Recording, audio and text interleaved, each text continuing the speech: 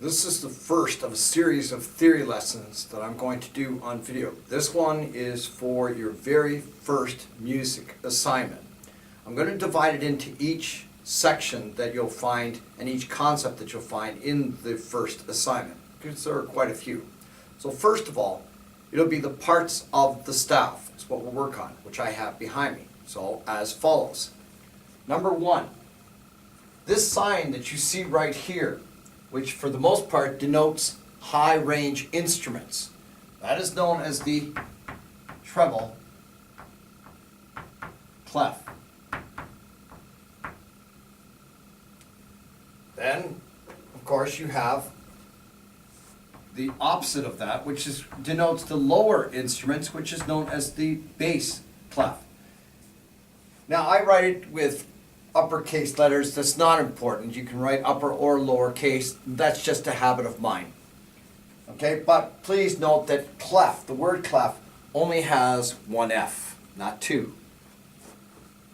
And then we continue on with number three. Now, in the beginning, these two staves didn't exist. In actual fact, there were 11 lines in music. Now, of course, that was very complicated for the musicians, so they took out that middle line, which we now call middle C.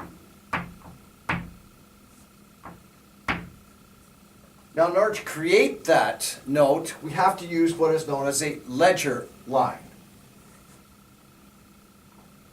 A ledger line is used to extend the staff beyond the 5 lines and 4 spaces. So if you're looking at this music, then you have G, and then you extend it with the note A, then B, then C, and so forth. You're extending the staff above or below the restrictions of the 5 lines and 4 spaces in each staff. Number 5, well, you're dividing the staff into sections, partitions. And to do that, you use what is known as the bar line.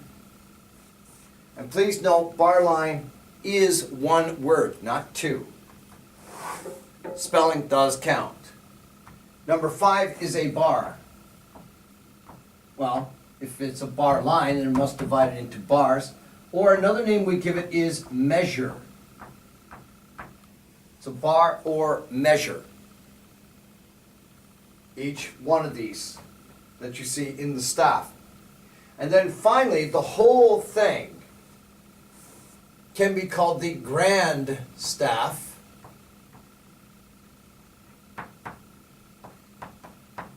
or system.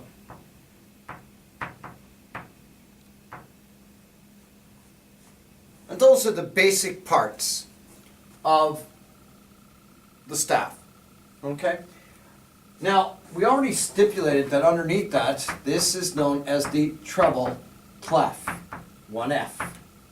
But it's also known as the G clef. Now, many times we call it the G clef. It's easy to denote because the treble clef starts on the line G, and then you draw it. But it's also the Greek symbol for G. And then you have the bass clef, or another name for it is the F clef. And the line, it's absolutely imperative that these two dots are in the 3rd and 4th space. And it's called the bass clef because that line that goes right through those 2 dots, that's known as F. And this is also the Greek symbol for F. Now, there are many instruments that belong to each of these.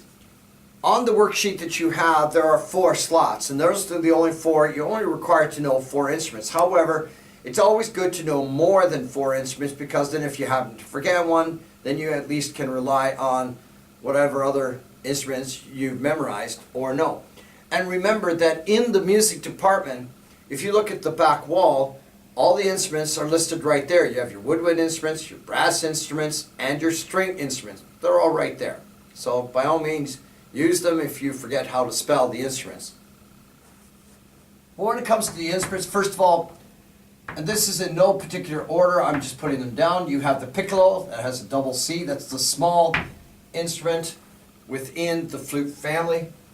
You have the flute, you have the oboe,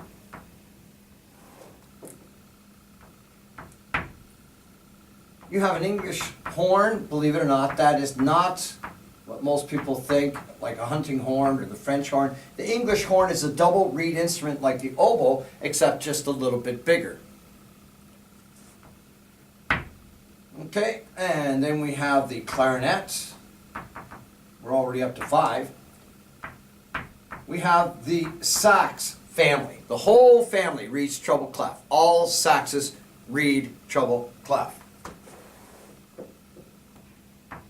And then if we go into the brass family, we have the trumpet. It's a treble clef instrument. The French horn is a treble clef instrument.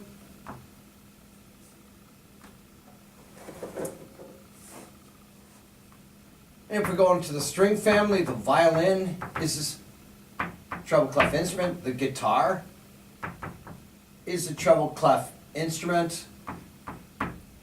Now, the piano is considered a treble clef instrument, except the right hand is what we need to consider that reads treble clef. So you need to put the RH for right hand. All mallet percussion.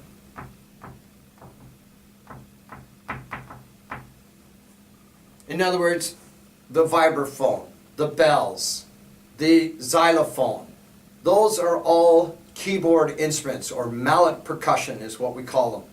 And they all read treble clef as well. So there's an extensive list, certainly not exhaustive by any means, but at least there's a start for all the instruments that belong to the treble clef. Now on the bass clef side, okay, instruments that are involved in that, we could start off with the trombone, part of the brass family. The baritone, it's like a miniature tuba. The same with the euphonium.